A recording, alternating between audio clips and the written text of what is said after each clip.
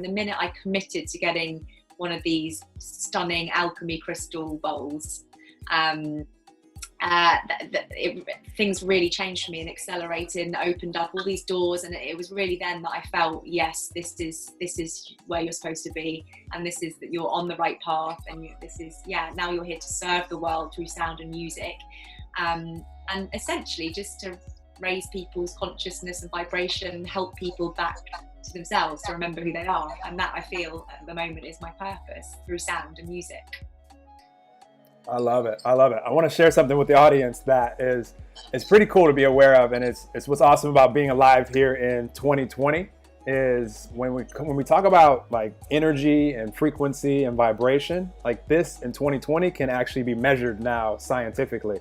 I've been to events where I've had not only the EEG, like brain like scanners on to where I could see energy in the moment. They can also measure energy from our hearts. They can measure the energy of a whole room. Like I've been in rooms of a couple hundred people where they literally measure like throughout like meditation and different things, like the energy of the room. And we could like see all this. So like what used to sound like kind of far out there, maybe, 20, 30, 40 years ago, but now is like can be measured. And what happens when it comes to sound, because sound is so awesome when you're playing those bowls, like if we were to measure like those frequencies and like if you're in there and you're experiencing those and you're present to them, where you're not thinking about, other things that you got to do tomorrow or how it was a rough day earlier, but you're just like tuned into those frequencies and you allow those to become your frequency because that's what you're present on.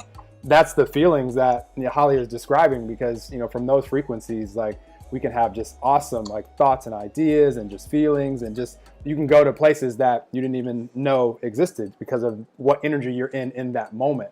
And so that's why I find fascinating about sound healing, because once we feel frequencies that maybe we didn't even know were there or we can get there, then we know that they exist and we can go back to them. And maybe during sound healing, maybe just walking out in nature, maybe just sitting in your house. But once we know that energy is there and frequency is there, it's like it kind of opens up a new world to us. It's funny as well because it's all about the language you speak, because in the industry that I'm in, a lot of people still don't know what sound healing is. A lot of people will think it's this hippy dippy woo woo shit, which it definitely half of it is, but it's all about the language you use, because it's also science. And I always say, I explain it as it's based in science, because it talks about it's energy, it's frequencies, it's vibrations. They're all scientific terms, and it's been proven that it does change the cells and vibrations in your body.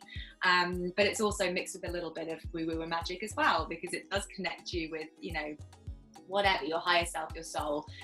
So it's the two things combined together, which is what I love so much. But yeah, there's science behind it, so it's not just made up shit.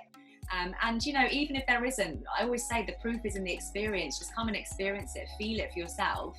If it's going to do the job and relax you and calm you and make you more conscious, then surely that's proof enough anyway. But some people need the stats and the figures. Well, there's definitely research going into it as well.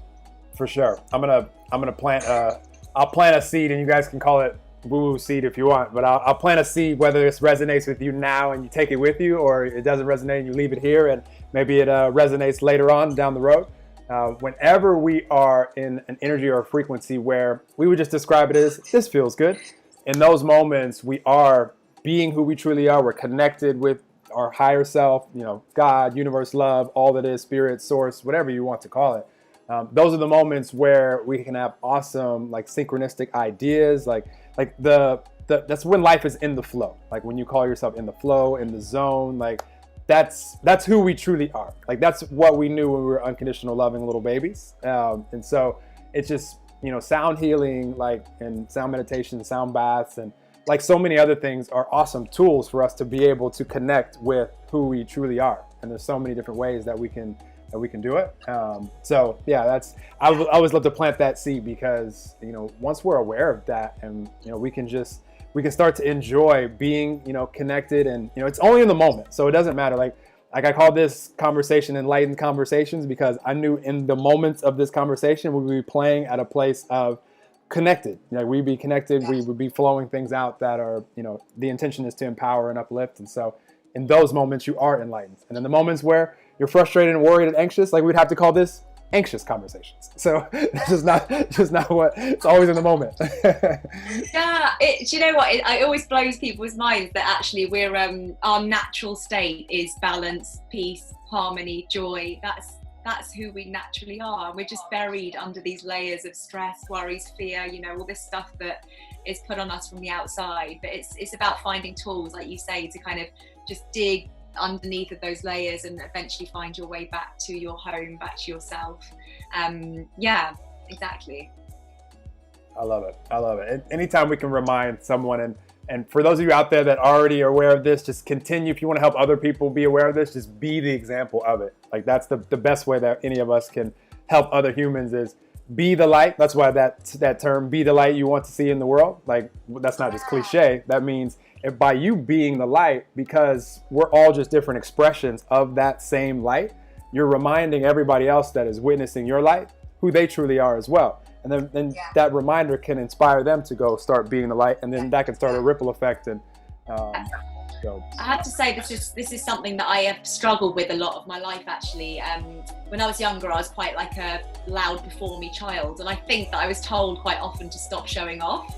So I think, you know, in your formative years before 7, that really sticks with you, stuff like that. And unfortunately, I mean, not unfortunately, because I think it's just something that has been one of my challenges that I've had to just overcome, has been almost feeling guilty for shining or for trying to shine too bright, which is ridiculous, because as you say, the world needs more light and more people that empower other people to shine bright, because that's who we are. So I'd say just don't ever let, you know, guilt or fear of people not liking you or any of that get in the way of shining bright, because that's what we're here to do. It's like our birthright to share our gifts and our light with the world. So yeah. So true.